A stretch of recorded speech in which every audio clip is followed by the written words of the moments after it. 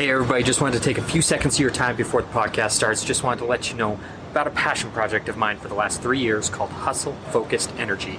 It's a powdered drink mix intended to help you focus and accomplish your goals. Super excited to bring this to market. Go check it out, hustletheday.com. And thank you so much for listening.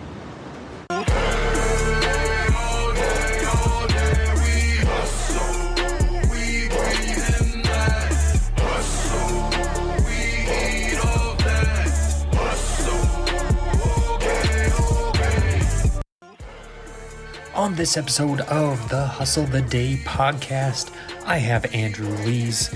Andrew has his hands in many different things.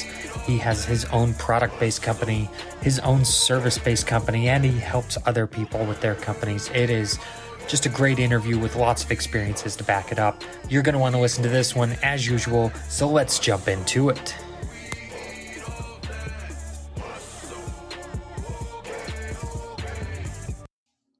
What's up, everybody? Welcome to the Hustle the Day podcast. My name is Trent. Super excited and honored to have Andrew Lees here with me today. Andrew is, works with Clint McPherson, who was, as of recording this, was on the podcast a couple weeks ago. But Andrew stands on his own, so I want him to jump in here and tell us a little bit more about yourself, Andrew. Awesome. Thank you so much, Trent. It's awesome to be on the show today. Love what you're all about with the hustle. Every day as an entrepreneur is a hustle. So, it's a great mission. And yeah, I'm on a podcast my own, That Entrepreneur Life, with Clint McPherson. But we each kind of do our own thing outside of that. He does marketing consulting. I do product development consulting and launch strategy. So I have a business called Stoke Ventures. And with that, I do development and launch strategy. And I also have a business called Grass Racks, where we make bamboo display racks for boards, bikes, kayaks. They mount on your wall, or we got a couple of freestanding options. And so that was kind of my entrance into e-commerce and selling products online. And then I also help other people get their products out there.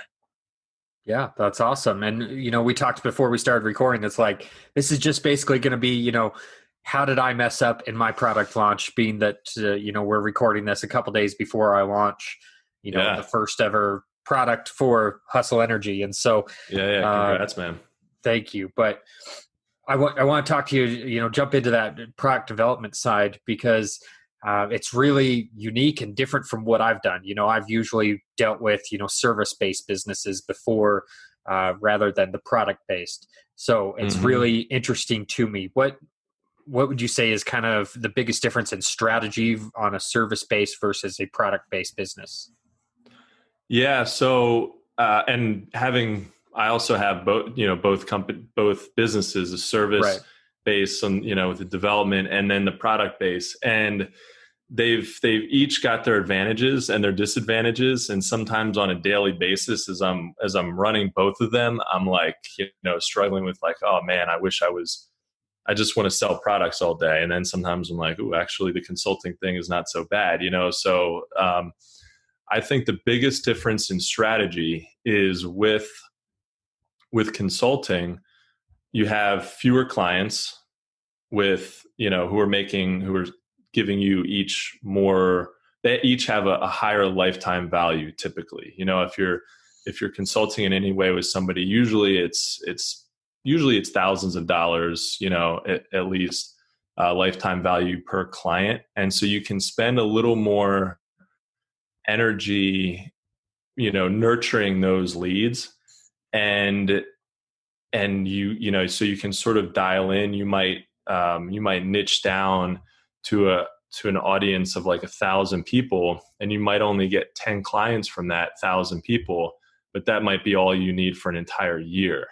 And with a product, if you did that, you found an audience of 1,000 people and only 10 clients, and your product costs $20, then you're going to need to find a lot more audiences and figure out how to connect with them. So I think that's the biggest challenge is figuring out how to reach your audience. That's challenge in any business, but especially with products, is figuring out how to sell enough, because you have to sell it's always going to be, you have to sell a lot of quantity, right? And so I deal with that with my business, Grass Racks.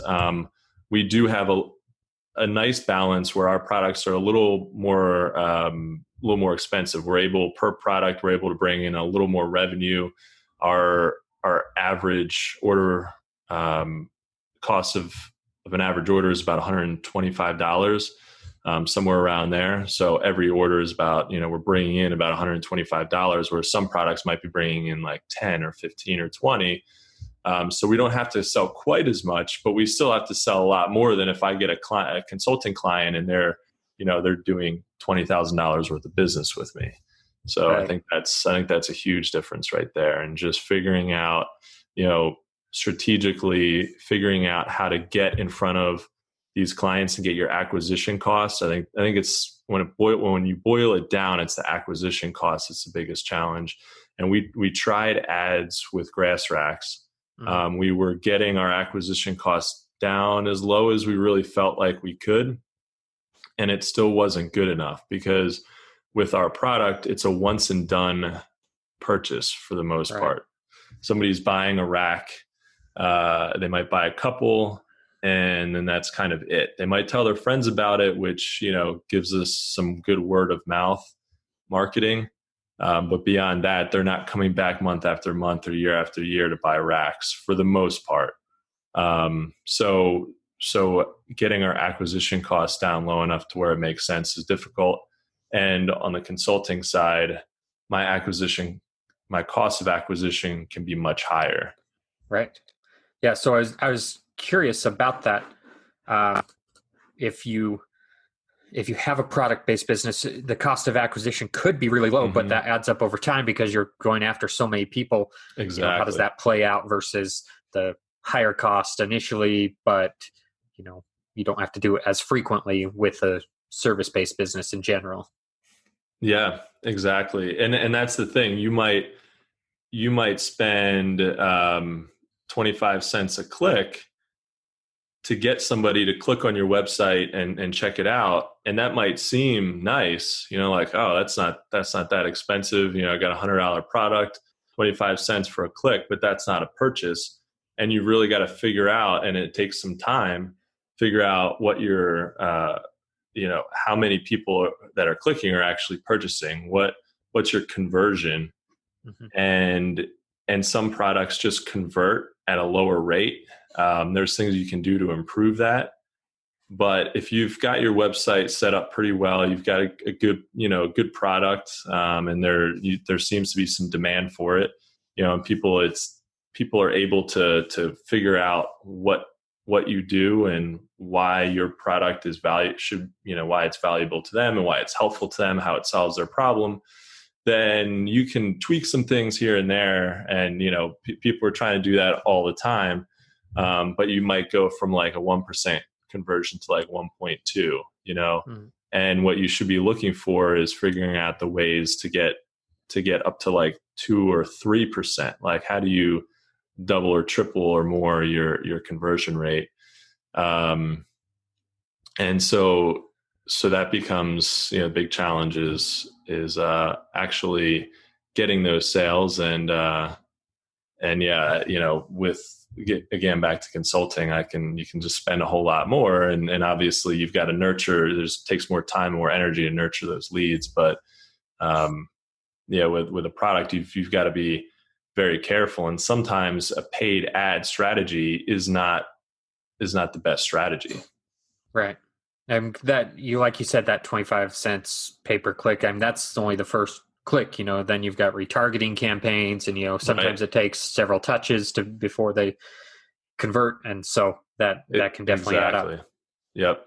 Exactly. Yeah. You've got to look at your total marketing costs. And I've talked to a lot of marketing people who, digital marketing experts who were like, oh, you got a 2x ROI. And that's the other thing too, is you have to consider, especially with a physical product, you have to consider not only what you're spending to get every customer, that's the marketing part of it, but what's the cost of goods?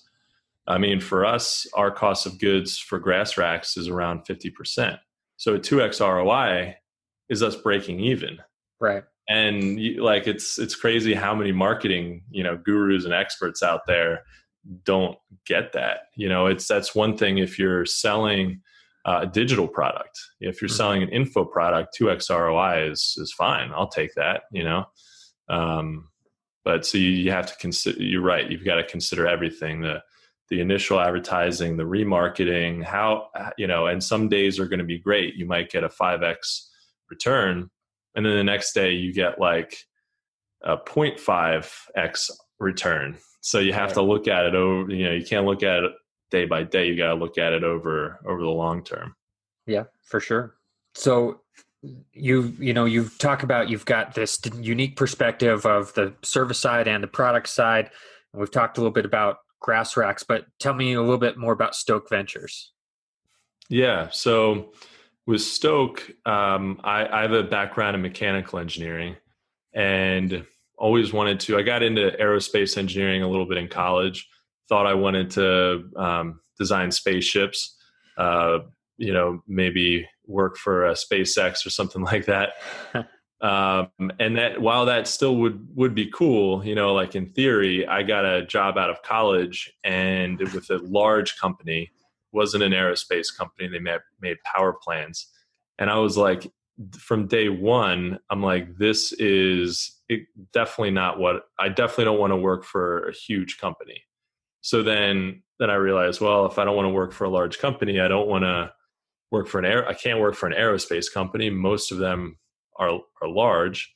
And so I sort of was like, okay, my desire to do my own thing and pave my own path outweighs my excitement of like designing something that goes into space. So, and the reason that I got into engineering in the first place was because I wanted to design my own products. I always had this inventive spirit and I always wanted to launch a product. I mean, really from like when I was a kid, I think I told my mom that I was going to invent something. This is probably when I was like 10 or 12 years old. I'm going to invent something and I'm going to, from the revenue from that, I was going to pay for college. And that did not happen. But, but, I was always excited about that kind of thing. And so after college, once I realized that was really one of the main reasons why I got into engineering in the first place, I got right back to it. So I started working for a company outside of Philadelphia that is a product development company. They weren't really focusing on inventors though. So I took all the inventor cases, projects. And after a while, I thought, hey, I want to start my own business. I want to be mobile. I want to be more flexible. So, I did. I basically spun my company off of theirs, and I said, hey, any inventors, can you just send my way? I'll work on them with my company. And that's sort of how I got that start, which was cool because they were supportive of it. Yeah. That's how it all got going. I started working with inventors, and I've been working with all kinds of inventors all over the country since 2014. And I help entrepreneurs get their physical products designed, prototyped, engineered, and ready for manufacturing. Okay. So what are, some of your challenges in, taking those ideas and converting them into physical products? That's a great question. I think one of the biggest challenges is every project is so different, and there's no like do this button in my in CAD software where it says just like develop this, like pop in this complicated feature, and it's not just like a few clicks and you're done kind of thing. It really takes some time and a lot of thought. Even the simplest projects that I even think, this isn't going to take me that long, sometimes end up, it takes getting into once you get into the details, you realize how much there really is to do. And so I think one of the biggest challenges is first of all, setting customer expectations and helping them to understand that it's a process, and that, we don't, as hard as we try developing products, we don't necessarily get it right on the first try. And there's just unknowns. So, I mean, you got to think about it like an investment. I'm doing my best, to develop, as any product developer hopefully would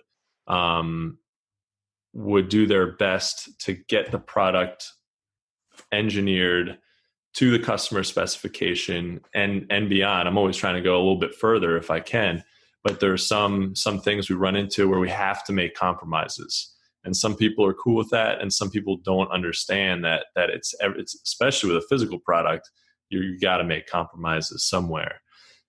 So I think that's the biggest challenge, and just you kind of, what I was going to say before is that you got to kind of look at it like an investment. So if you're spending, let's say, $20,000 on a project, you want something at the end, and we're going to get something at the end for sure.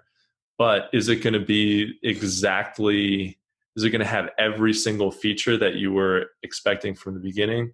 Maybe not. Maybe it is. Maybe it's going to have better features, but sometimes you've got to make some sacrifices, and it's, it is an investment and a risk where, you're doing your best to get the best product made, but you just have to understand that it's not a perfect process, and same thing for manufacturing. So yeah, I mean, there's times where it's like, yeah, you can accomplish all these things, but you're going to have a $500 unit price versus $200 unit price if you sacrifice this one small feature.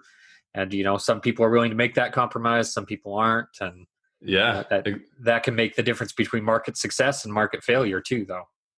Exactly. Yeah. And you've got to look at everything. I actually just talked to a client yesterday who, really great, awesome to work with. And I had spent all this time developing the product the way that I thought, the direction that I thought he wanted to go. And we had a conversation about it a few weeks ago, and, had a design review for a while, went over everything. Okay, cool. We're on the right path. I literally had just right before our meeting yesterday, I had finished up all the manufacturing details of this design. And he called and said, "Hey, I understand where you're going. I like what you did here, but I think we've got to go in a different direction because of X, Y, Z." And, and one of his big concerns was we were going to save some cost with the design we were initially going after. We were going to save some cost, some manufacturing cost and shipping cost, because I was designing it in a way that the product could be disassembled and assembled very easily. Mm-hmm. So you could ship it in a smaller package. The customer could put it together. It was really nice and easy, and manufacturing processes to make the parts were relatively economical. And he was like, I love that. That's awesome that we went there. However, he was concerned about the lifetime value of it. And he was looking long-term, like, are there going to be any issues with replacement parts? Is there going to be any chance for parts to break? Or, so he was looking at really down the road, which is great. I mean, you've got to, you've got to look at the big picture. And so I fully respect and understand that. And now we're going in a different direction, so you just kind of have to be a little adaptable. Yeah. It doesn't seem like a lot of people do see that long-term goal, that long-term vision. Or, sometimes they see it too far and don't see the steps in between, but it's good to see that, he understood the value in seeing that long term. Mm-hmm. But would you say there's a different mindset from those that are entrepreneurs versus the inventors?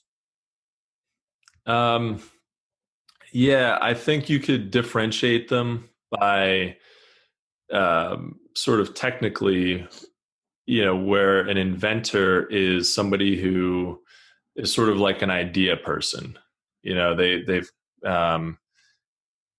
they might have an idea, but they don't necessarily have it figured out to where they could build a business around it. And an entrepreneur, sort of by definition, is a little bit more, they've got the business side of it figured out a little bit more, so they're sort of thinking about the whole process of, getting their idea all the way through, to market and actually generating revenue. Whereas an inventor might really be thinking about, okay, I've got this idea, I need to patent it and I need to develop it. And I'm not really sure what happens, but like, I've watched Shark Tank a bunch of times and got to know my numbers, and I've got to, Lori's going to want me to have a patent. And, so, but I definitely think that you can quickly bridge the gap between inventor and entrepreneur just by the entrepreneur learning some more about the whole process and understanding everything that's involved in starting a business. Yeah. And that's kind of where Stoke Strategies was born out of, right? Where you can help people bridge that gap between the product side and the business side. Exactly.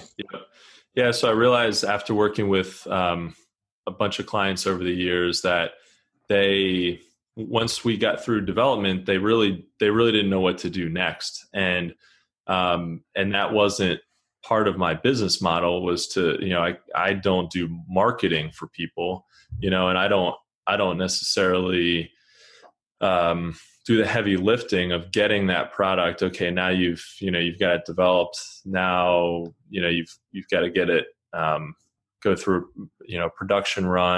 initial production run and manufacturing. And then once you've got inventory, then what do you do? How do you sell it? What's your strategy there? So, and even along the way through development, there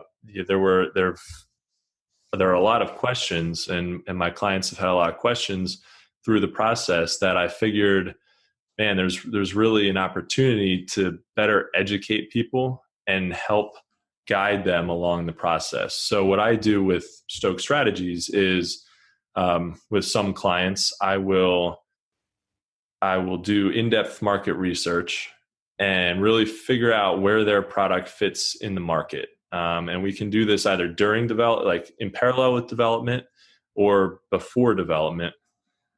And so they have a really good idea of where their product fits, who their target customer is, who their ideal client is, what their ideal or what their target market is.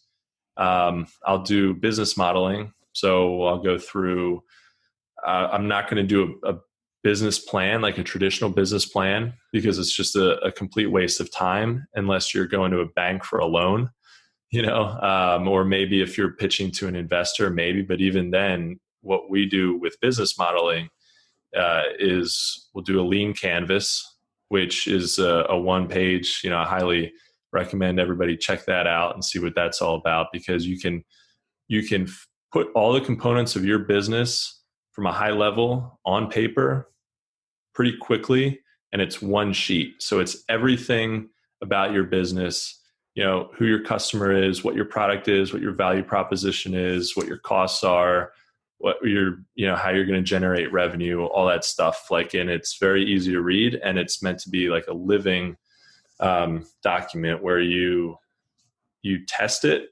and then you tweak it, and you test and you tweak, and you're always refining. Whereas a lot of times business plans they'll be written, and then if you're not going to an investor, if you're not presenting it to an investor, you throw it in a drawer and it collects dust for forever. Nobody ever reads it. So I'll do that with the business modeling, where we're creating something that's more actionable, and then just as actionable as a strategy, a marketing and development strategy. So development strategy is, how are you going to develop this product? And that could be by working with somebody like myself to develop it, or another engineer.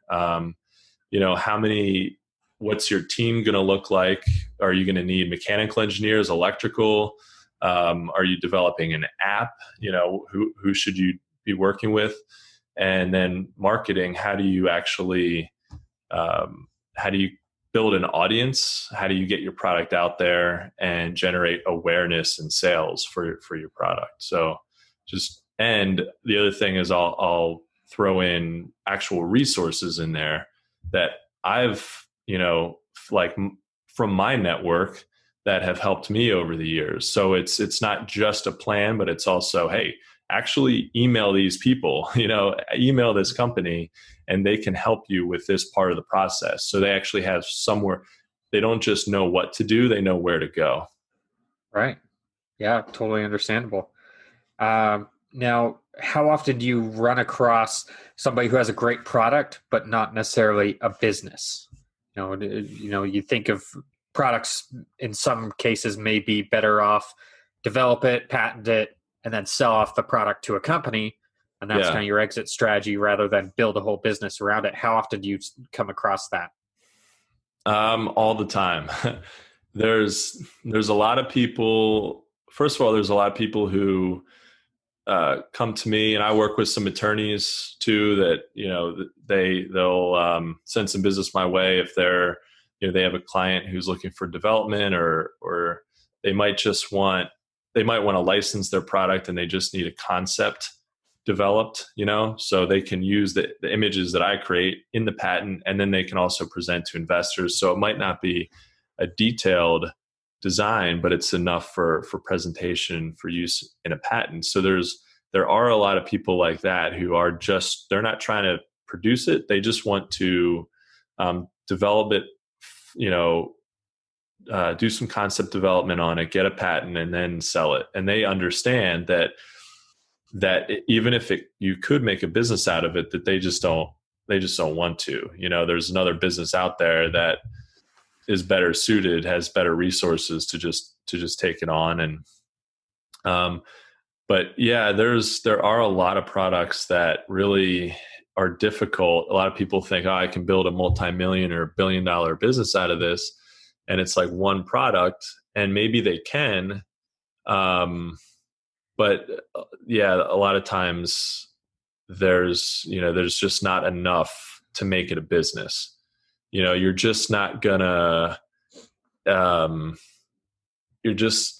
be able to build a big enough audience and keep them around, keep the repeat business coming in, which is critical. And so, yeah, I definitely see that all the time. One thing I think that helps turn a product that might not typically be a real, like a standalone business, with e-commerce the way that it is, and with all the different platforms you can sell on now, it definitely helps bridge that gap. So even if you have a product doesn't really necessarily warrant having its own business, you kind of can today, because you can reach people online. It's not easy, but there isn't a whole lot of infrastructure that you need. So the startup cost can be low enough where it's like, you don't really have to, it doesn't take this massive investment that would typically be reserved for a business, Mm-hmm. So that definitely helps. Like, you could just have this one product, and it's like a widget that does, it could be a kitchen gadget, and you're not going to build a whole business around it, but you can sell it on Etsy, you can sell it on eBay, Amazon, your own website, and you can sort of build something around it, even if it's, even if it gets you an extra $10,000, $20,000 a year. Hey, that, it's great. Yeah. I actually spoke with a lady the other day that she specifically deals with Etsy products and, Mm-hmm. The marketing and strategies around that. And so there's definitely a niche for everybody, but whether it's going to be a multi-million-dollar company, that's definitely a different conversation than can I sell this? So yeah, exactly. It's like a micro business. A lot of opportunity for micro businesses out there. Absolutely. So we kind of talked about how it is you got into this, and how you decided to go out on your own. Mm-hmm. What would you say was your biggest failure in doing that, and what was something you learned from that? That's a great question. I think two things. failure wise, I think the first thing was when I first started the consulting business, I didn't take it seriously enough. And I was also part of that. Part of the reason for that was I was also working on grass racks and trying to, generate sales for that. So kind of juggling a couple things, but I wasn't really digging in hard enough. And I was like, okay, the consulting thing will pay my bills, but I'm not too concerned about really growing a big bit, the business here. But after a couple of years, I realized why not? I mean, I love the business side of it. I love the engineering and development and helping people get their products to market, but I also love the business part of it. And I thought, well, I really want to grow a company. Why not this? Why can't it be Stoke Ventures and Stoke Strategies? Why can't I actually dig in and try and, grow this business? So I wish I had done that sooner. I think I'd be a lot further along now if I had. But you could say that about, there's a lot of things that once you get a few years down the road, you're like, man, if I had done this a couple of years ago, I would be so much different. Right. Another example of something like that is content creation. I'm really just starting to get into podcasting, and with Clint, we've only been doing it since about January. I wish I had done all of this sooner. I wish I'd been talking to awesome people like you all over the country a lot sooner, because it helps helps create great conversation and about topics like this that people can learn from. And at the end of the day, content is about teaching and helping people. And I wish I had done that kind of thing sooner. And I'm just starting to get into blogging and putting out some written content about the product development process and about creating a strategy and how you do that. And if you've got an idea, these are the steps you can follow. And if I had started that a couple of years ago, because it really is all about time. You get that, you need to get started. You need to get Google indexing your content, whatever it is. And that can easily take 6 to 12 months to just get something going. So you really, if you're thinking about it, just get started and dig in. Yeah, absolutely. And I think, a lot of people who are 1-2 man show, just a couple of people, or you're, solopreneur, content creation can be daunting. Just be on top of everything else that you have to do. Oh yeah. It's like, this just really doesn't seem like it's moving the needle, but the further you put it off, the further behind you are. And, I've got a good friend who I interviewed on here, and he's like, I plan my content. He has a team of virtual assistants, but that can help create the actual content. But he's like, strategy wise, I plan 6 to 12 months in advance, because that's awesome. You've got to be on top of those things, or else you're just going to fall behind, and you're going to, you're always going to have an excuse of, why am I not spending time on the content creation? Because I've got a huge to-do list of everything else. Yeah. You've got it. That's the thing. It's like, it really is an investment one way or the other in the future of your business. And the difficult part is we're all kind of wired to have instant gratification. Even if it's not that second, if I don't see results in a couple days, if you want to lose a few pounds and you go to the gym, nothing happens for a couple months, like, people freak out. And it's like really kind of very similar to that in content creation, because it's, you write a blog. Like, I was talking to my friend the other day, I was like, I posted my first blog and I spent all this time on it. I'm excited to check out the page views. He said, don't. He's like, don't check it for like 6 to 8 months. Don't even look at it, because it'll frustrate you. Nothing will happen. Don't even, don't pay attention to it.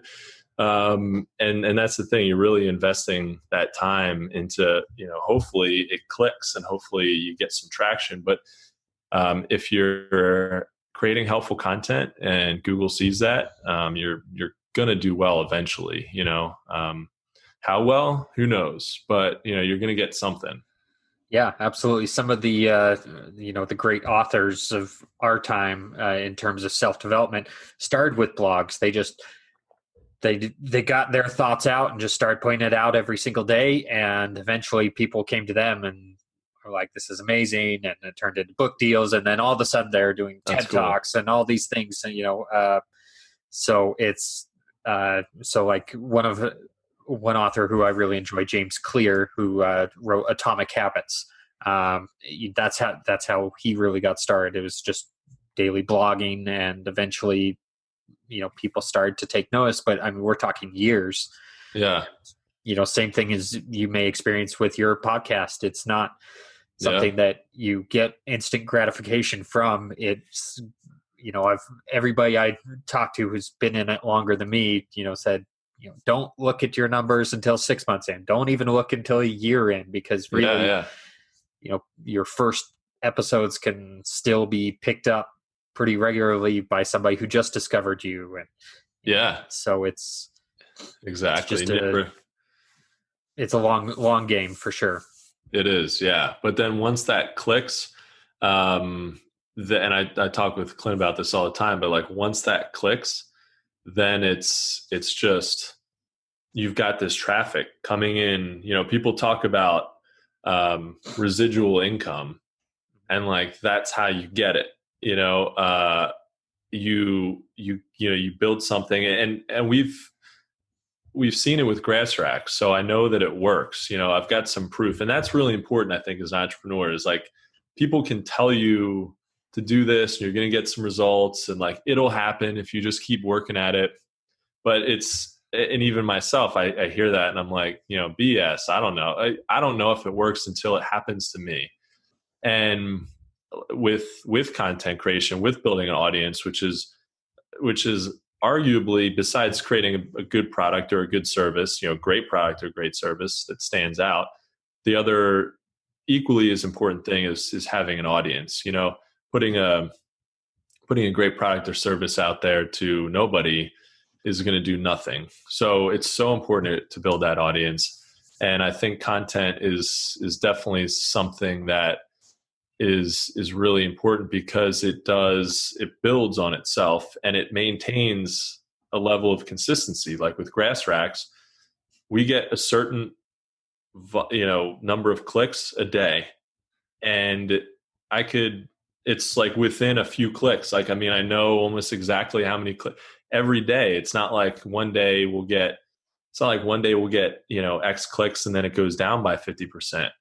It just doesn't happen like that. Like, we've put in the work to get our products out there, to get backlinks to our website and get reviews written about our products, and post stuff on Instagram, which doesn't help with that, but like Pinterest, we've got we've got Pinterest, and that helps. So we've done all these things that just, like, the traffic just keeps coming in.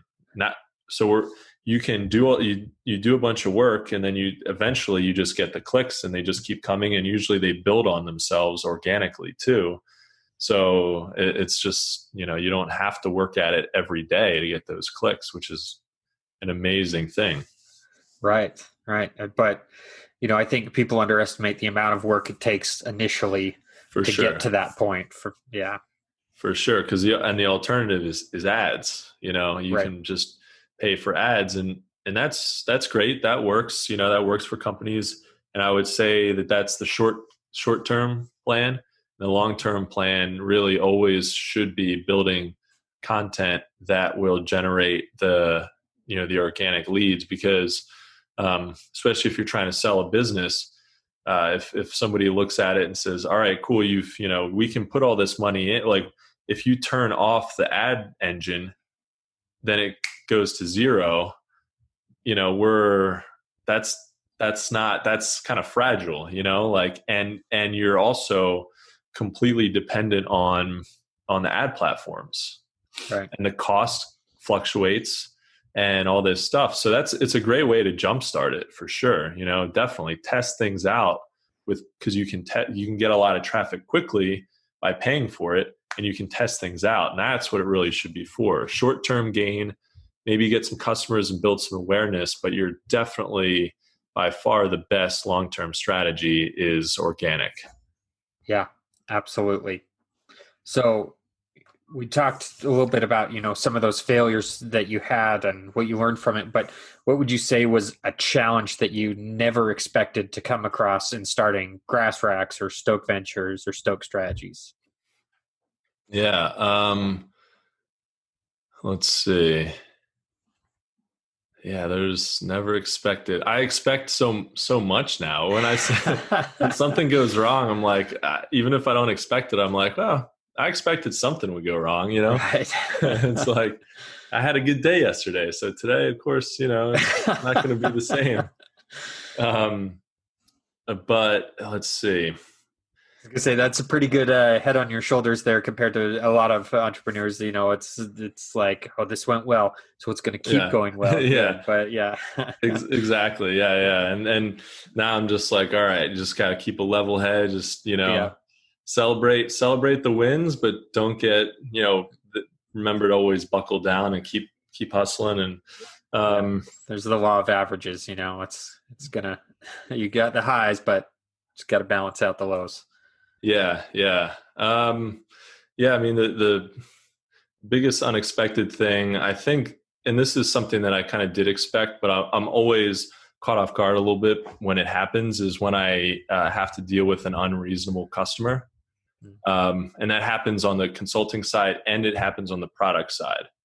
On the product side, you can kind of tell people to piss off a little bit more. Now, you don't do that, obviously, but okay, you didn't like your $125 product, just return it, and that's end of story. But we go above and beyond to try and figure out, okay, why did something go wrong? Why don't you like it? How can we help? How can we make it right? Because we genuinely want to make it right.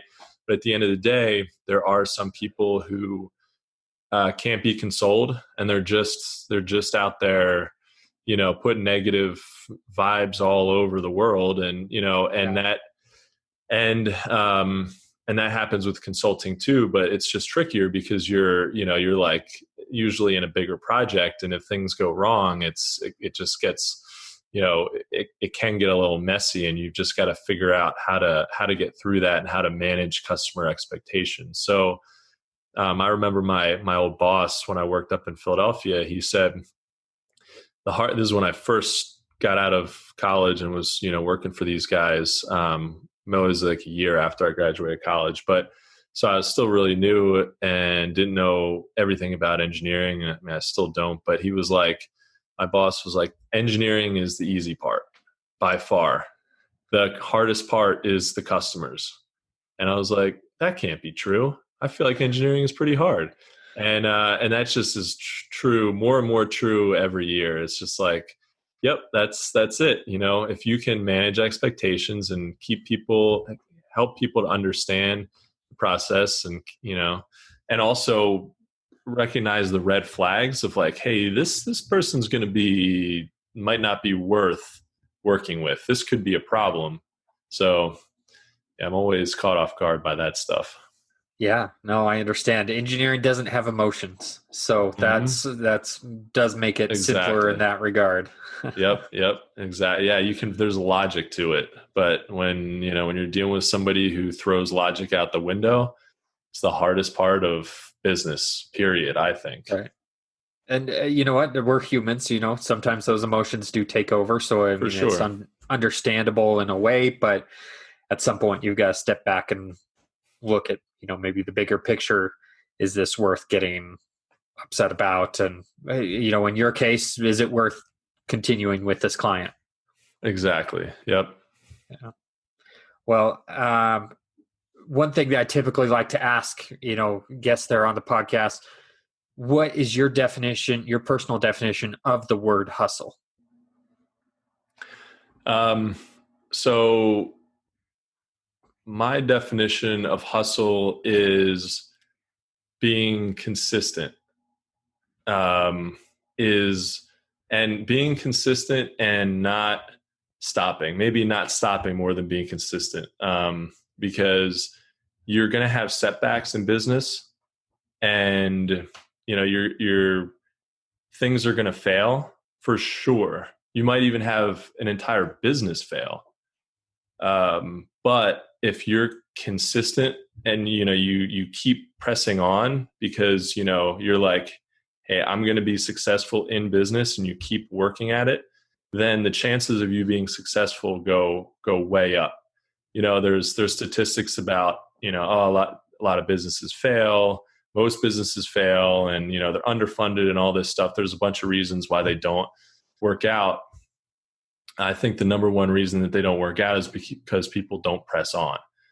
And like they still, like I said, they still might have you might have 5 businesses fail before you get that one. That's all you needed for it to, to be sustainable for you, to generate the kind of revenue that you need, or it could just go bonkers. So if you're committed to it, day in and day out, and you're going to have bad days. So it's hard to keep, the hustle turns into a grind a lot of days, and it feels like a grind, but that's, I think what it is just keep pressing on.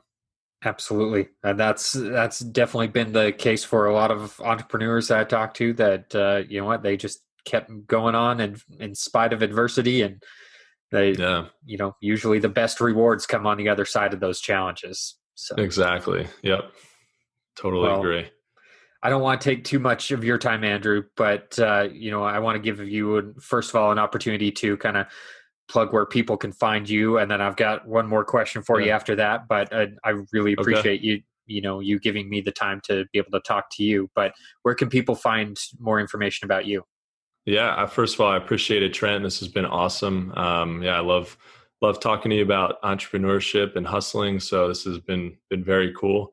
You can find out about me. I've got 3 websites that you can find more information. So for the my product development business, it's Stoke Ventures, STOKEVENTURES.com. And then I have a landing page for the Stoke Strategies part of it, and it's Stoke, STOKE Strategies.com. And then for my product-based business, the bamboo board and bike display racks, that's GrassRacks, GRASSRACKS.com.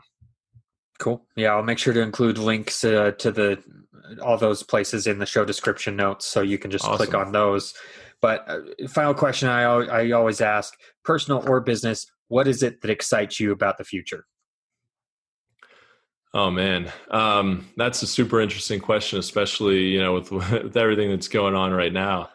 But yeah, I mean, there's always opportunity in any market, anything, no matter where you are in, at any point in history, there's always opportunity, which is really cool, so you should never feel like, I missed out on that opportunity over there, or somebody already did that, or there's always something that you can do. There's always, even in, there's opportunity in down economies.